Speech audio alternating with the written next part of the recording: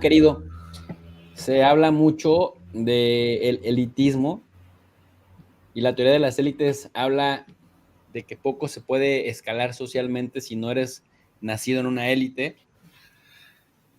y de que generalmente las castas, las élites rechazan a los new rich, a los recién llegados, nunca los ven igual y desarrollaron una idea del el que aunque la mona se vista de seda, mona se queda. En Estados Unidos le dicen all money. Es algo brutal. O sea, los ricos tienen una forma de vestirse, una forma de hablar y de ser porque ellos son el viejo dinero, el old Bueno, money, de déjame familias. te digo por qué saco de colación este comentario.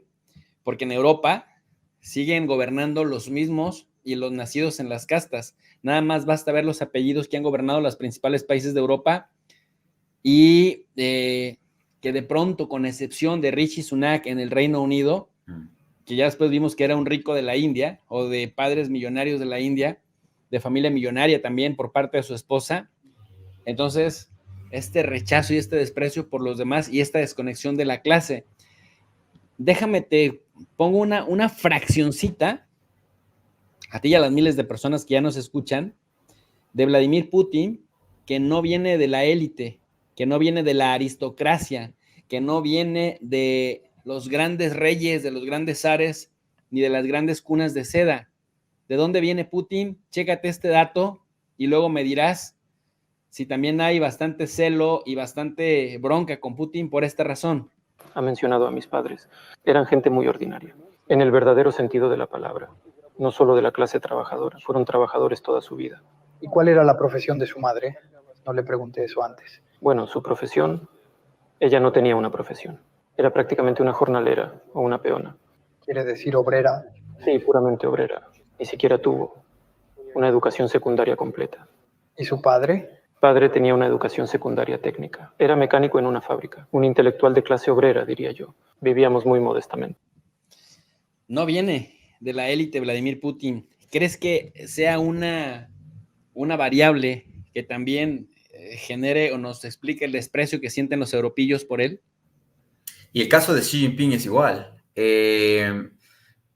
A mí cuando me preguntan sobre el tema de Rusia y me invitan, y hemos conversado con usted sobre este tema, cuando me invitan en los foros a escuchar o ser público o participar de estos historiadores de la Rusia y de los conflictos actuales y modernos, siempre creo que confunden y se pierden en tratar de entender o de ligar la Rusia zarista, la de esas plutocracias, de esos poderes, de esas familias de abolengo, de la monarquía.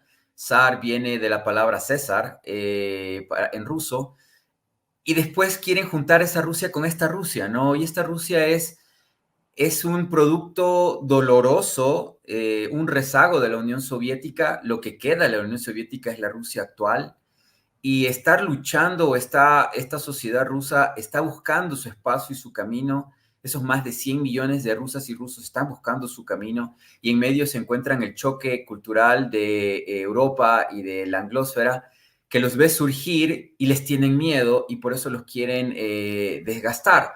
Pero no podemos comparar esta actual Rusia con la Rusia o con lo que fue la Unión Soviética, que fue un universo y un planeta que ya desapareció, pero que tiene este rezago con esta Rusia. Y peor aún, pensar que esta Rusia es la Rusia de la época zarista, no tienen comparación. Y existe el rezago soviético con Vladimir Putin y con muchos otros y los que vendrán después, porque todos tienen historias muy relevantes e interesantes.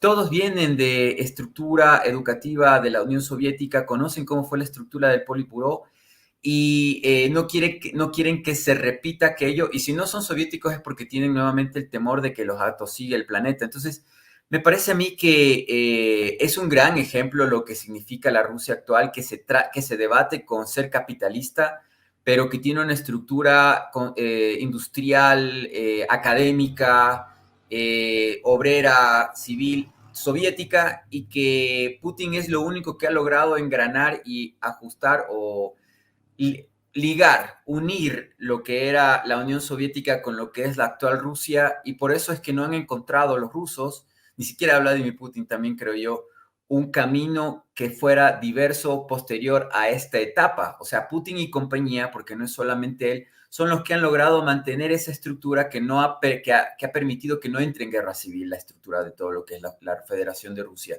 Y en el caso de China, vemos un parecido también igual, ¿no? De un hombre que viene de padres campesinos, que vino desde técnico en temas agrícolas hasta llegar a ser el líder de la nación, creo yo, más poderosa del siglo XXI, de este mundo actual, y que determinará el rumbo que vivamos en este planeta durante los próximos 80 años que queden de este siglo, y que pues lo estamos viendo, ¿no? Pero tampoco lo entienden nuestros países, que somos una herencia y un rezago de los imperios europeos, y que todavía estamos en esa disyuntiva de encontrar nuestro camino y nuestras propias luchas. Por eso estamos todavía en un proceso de encontrar nuestra propia intelectualidad. Y claro, los rusos lo tienen, los chinos lo tienen, y los europeos lo desprecian porque allí se dieron las dos grandes revoluciones que nunca se lograron dar en Europa. Bueno, tienes la francesa, obviamente, que con Montesquieu nos dio la estructura ejecutiva, legislativa y judicial que todos manejamos prácticamente.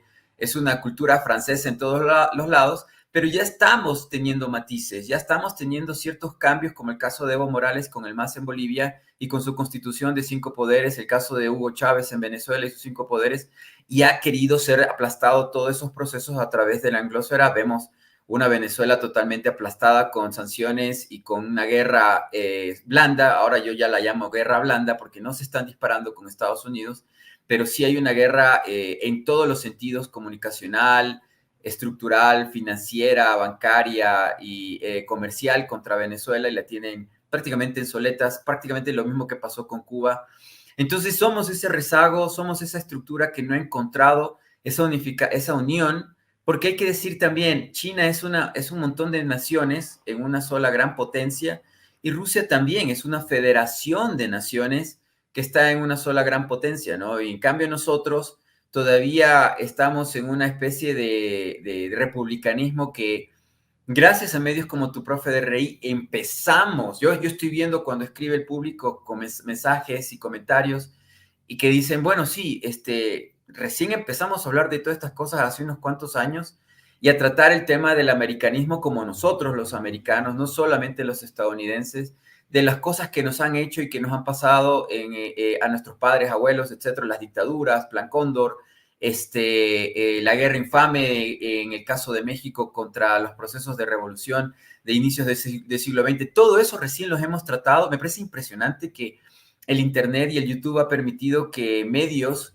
independientes del poder empiecen a hablar de estas cosas, y ahora la juventud y las personas están con una información que parece que los está liberando en cierta manera. Recién vamos en un proceso nosotros, esa revolución cultural que costó muchas vidas, y una revolución en China que permite que, como en el caso de Nikita Khrushchev, que era extremadamente, no era de Moscú ni del poder, llegar al poder, y en el caso de Vladimir Putin, también alguien de San Petersburgo que no era de la periferia de Moscú, lograr ser el hombre más influyente en la política y en el pensamiento político de la Federación de Rusia, que ciertamente ellos saben que si no fuera por eso, quizás Rusia se hubiera implosionado internamente, no simplemente por la influencia extranjera, ¿no? Y claro, Putin también cercano al pueblo porque viene de esa clase obrera, viene de la parte de abajo, entiende y conoce las necesidades de su país, y por eso él ha logrado tener la historia que tiene. En cambio, Europa y nuestros propios países americanos, exceptuando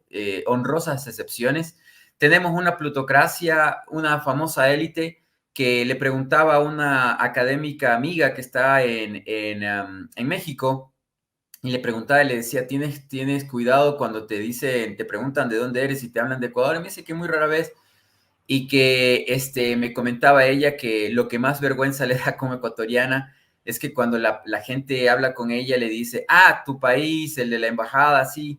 Oye, pero qué cosas, ¿no? Que un bananero multimillonario les gobierne, ¿no? Y que anteriormente fue un banquero. ¿Qué pasa en Ecuador? Ella se siente como avergonzada, ¿no?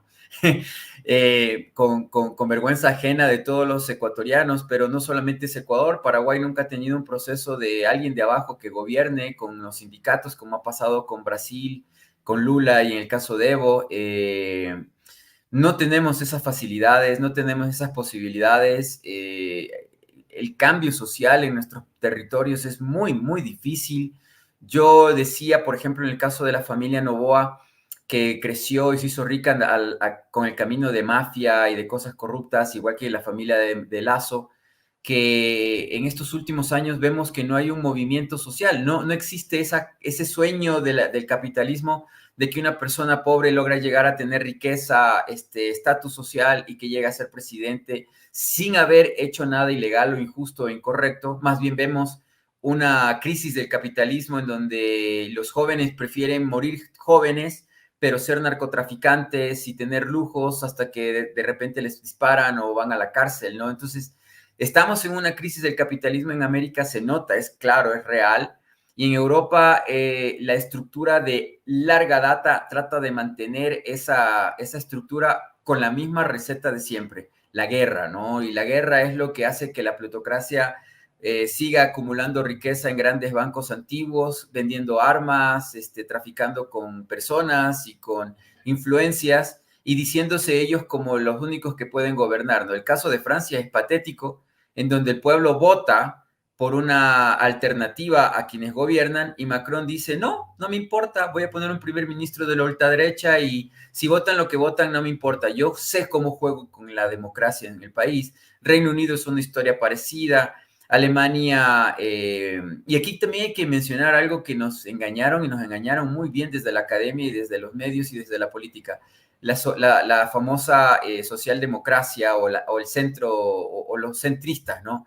Como los Macron, como los Scholz, como la señora ex canciller también, Merkel, gobernaron por tantos años y nunca nos dimos cuenta que estaban devastando y destruyendo ese sistema de bienestar que el pueblo luchó por tener el siglo pasado, pero esta socialdemocracia que al final resultó ser ultraderecha, privatizó todo de poco a poco, ¿no? Y ahora ya no queda queda muy poco. ¿Y qué va a quedar? La guerra civil. ¿Y qué va a hacer Asia? Se va a blindar, se va a bloquear, esperando que todo el caos sea hacia allá y que no los arrastren, porque siempre los han arrastrado a sus conflictos. Pero yo pienso que China, los BRICS, específicamente la estructura de los BRICS y el foro de Shanghái, significan no vamos a ver hacia ese lado. Y claro, a Rusia lo están arrastrando y lo han arrastrado durante todos estos años porque Rusia es Europa. China y la India tienen un mejor panorama, pero el caso geográfico de Rusia es más complejo, ¿no? Hugo, a China le siguen subestimando, la siguen tratando como, el segundo mundo. Y mira esto, ve la infraestructura de China de unos 20 años para acá. Mira la diferencia entre una economía que se dedica a crecer a base del comercio y lo que son los europillos subordinados a Estados Unidos, que literalmente son amantes de la necropolítica, es decir, de la política de la muerte a través de la guerra. China me impresiona, mira nada más las autopistas chinas, las ciudades chinas. Yo estuve en Guangzhou, en Hong Kong, en Macao, que claro, son administraciones aparte, pero Shanghái, Guangzhou son China. Y mira de lo que hablamos cuando hablamos de China, y mientras tanto parecen ciudades futuristas. Y mientras tanto en Europa y en Estados Unidos siguen mirándose el ombligo, siguen hablando huevonadas de quién mejor que nosotros para gobernar el mundo, para liderar el mundo. Joe Sleepy Biden, en el último discurso que dio más o menos cuerdo, decía, no hay ningún país mejor para gobernar y dirigir este planeta más que nosotros. Es decir, siguen hablando de la excepcionalidad estadounidense, que como vemos, querido Hugo, se basan muchísimo en la política pues, de la muerte, y si se tienen que tirar al resto del mundo, se tiran al resto del mundo. Y también lo que sucede con Europa, Hugo, nos demuestra que en la geopolítica no hay amigos, hay alianzas temporales de conveniencia, y cuando ya no sirves, para atrás. Esto es lo que vemos que le hacen a Europa. O sea, Hugo, meten a Europa al baile, le exigen a Alemania que se desconecte de la energía gasística, y de pronto llega un Trump y dice, si yo gano, que los europillos se hagan cargo de Ucrania, porque nosotros ya le gastamos mucho. Es decir, meten a Europa a un baile que inicia Victoria Nuland, y ahora van a dejar a Europa bailando con su rusofobia. Sí, y de lo que usted está hablando, profe, algo que también tenemos que llamar la atención a nosotros en este realismo que estamos tratando en este momento es, me llamó mucho la atención el discurso del presidente Xi en esta reunión de esta semana con las naciones africanas. Yo creo que nosotros como americanos estamos perdiendo una gran oportunidad. No me estoy refiriendo a Norteamérica, me estoy refiriendo a los demás. Crecimos un montón cuando nos aliamos con China y trabajamos con China en conjunto y hicimos proyectos en conjunto. China nos brindó financiamiento, tecnología, desarrollo, estructura, y de repente Estados Unidos dijo, hasta aquí llegaste. Y pues ya no hay obras. Ya no hay obras en Ecuador. Ya, y miren, hasta casos tan pequeñitos, pero tan pequeñitos como el de una pequeña empresa consultora como la mía, sorprendente, que cuando se dieron las crisis diplomáticas con el gobierno de Lenín Moreno y se fue el embajador de China y pusieron otro embajador, la norma parece ser que no tenían que hablar con personajes que trabajaron anteriormente y, por ejemplo, a mí no me contestan el teléfono. Y ya China no trabaja absolutamente en ningún proyecto de desarrollo. Nosotros trabajábamos con el tema de las becas para estudiantes aquí en Ecuador, en China, y me acordaba de todo eso por las imágenes que mostró de las ciudades donde hay unas universidades impresionantes, y China daba todo. O sea, lo único que tenía que poner Ecuador era el pasaje de ida y el de regreso. Algo impresionante, y ya no existe nada de eso, y estamos perdiendo una oportunidad increíble porque tenemos gobiernos que están totalmente volcados hacia Estados Unidos, controlados por Estados Unidos, y que estamos recibiendo narcotráfico, guerra, armas, corrupción, violencia, persecución, pinchazos de teléfonos, espionaje hacia las personas que no le convienen a la embajada de Estados Unidos. El escándalo de esta semana de que The Lancet, de Grayson y otros medios sacaron de los chats de la señora fiscal del Ecuador, Salazar, con Ronnie Aliaga, exasambleísta de la Revolución Ciudadana, donde ella le ofrece a Aliaga protección de la embajada, visado y protección de Estados Unidos, te hace entender que todo el sistema de corrupción del Ecuador está alrededor de la embajada de Estados Unidos, y de un embajador, el señor Fitzpatrick, que ya no es embajador, justamente lo mandaron por si acaso, pero esa estructura continúa y sigue, y mientras que en cambio con el gobierno chino no existían esas condiciones. A ellos sí les molestaba y les desagradaba, debo decirlo, con el equipo que existía en aquel entonces diplomático, les molestaba mucho, y me lo comentaron alguna vez, cuando por si acaso se diera un caso de compadrazgo o de argolla o de quizás mencionar o sospechar alguna situación de corrupción, ¿no? Ellos querían trabajo limpio y claro, y contratos y firmas, y eso era todo, y trabajar, eso era lo que ellos querían. Y en mi caso particular, eso fue lo que aprendí y conocí de ellos, y ya no existe nada de aquello. Y me parece que a mí toda la región está perdiendo esas condiciones, y los países que en solitario quieren acercarse, como el caso de Honduras, donde la presidenta Xiomara Castro decidió de manera histórica abrir el espacio de una diplomacia con China, tener una embajada por primera vez en Honduras, ¿no? Una cosa que, ¿quién diría, no? Hay países que solo americanos no reconocen a China como nación y prefieren estar con la que reconocen como la verídica China, que es Taiwán, según esa retórica histórica. Y al fin y al cabo, la presidenta de Honduras, buscando ayuda para desarrollarse, busca alianzas con China.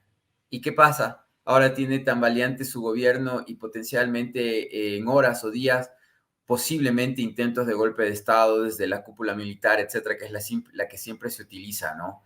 Incluso Honduras, que no tiene salida al Pacífico, que tendría más ventajas cualquier país pacífico, porque China y América con la costa pacífica es Pacífico, y no habría dificultades. Y cuando, por ejemplo, yo hablo con exportadores ecuatorianos y me dicen que todo el producto que se envía para China tiene que pasar por controles en Estados Unidos, a mí me parece totalmente brutal, ¿no? Me parece una cosa impresionante que no tengamos independencia ni soberanía.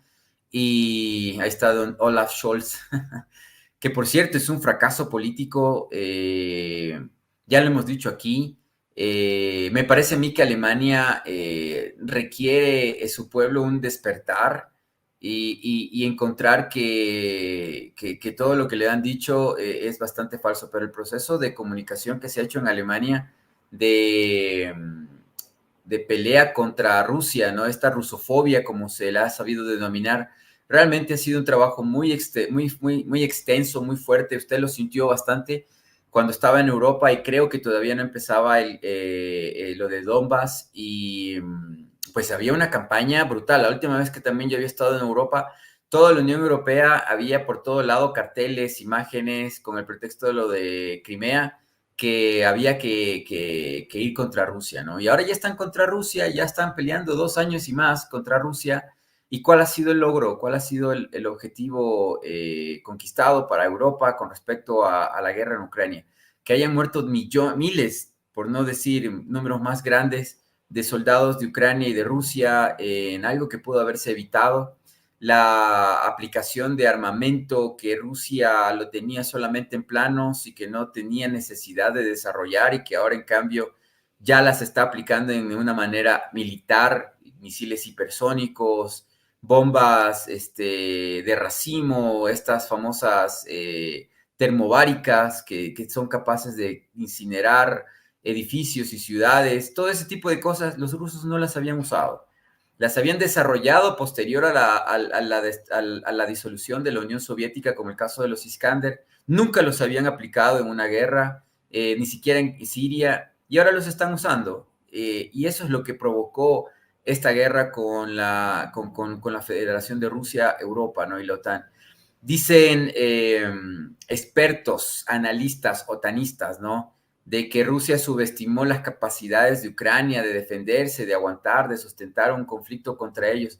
Yo más bien veo lo contrario, yo veo un reflejo cognitivo ahí y una especie de buscar una salida a un error que ellos cometieron durante mucho tiempo, porque creo que éramos de los pocos espacios que decíamos que estaban cometiendo un grave error, y habían especialistas europeos y españoles, casi todos, en donde me parece que usted y hasta mi persona nos involucramos en discusiones con canales de YouTube en donde nos decían que fuéramos a la universidad a volver a estudiar o que estudiáramos algo de historia de la guerra. Y ahora la historia nos ha demostrado que no estábamos equivocados y que realmente quienes subestimaron fueron los europeos a la Federación de Rusia.